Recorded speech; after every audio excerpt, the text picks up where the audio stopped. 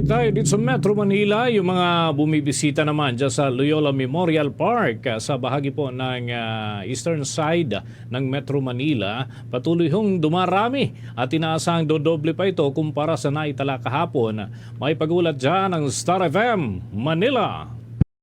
Inaasahang dodoble ang kabuang bilang ng bisita dito sa Loyola Memorial Park Cemetery sa lungsod ng Marikina. Kumpara sa naitala kahapon na nasa 11,000 ngayong Undas 2025.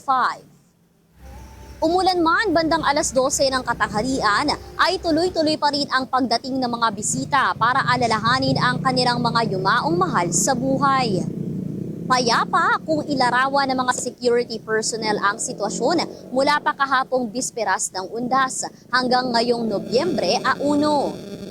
Makikita rin ang maraming bilang ng kapulisan na patuloy na nagmomonitor sa bawat sulok ng sementeryo. Ayon naman sa medic team ng Loyola Memorial Park ay wala pa silang naitatala na nabigyan ng paunang lunas.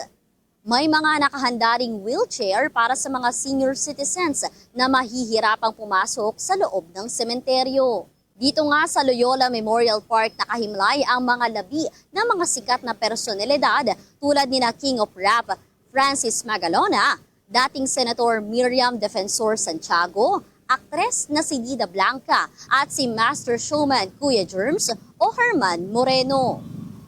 May ilan rin naman na nagbahagi sa Star FM Manila ng kanilang rason sa pagdalaw pa rin sa kanilang mga hinahanga ang artista.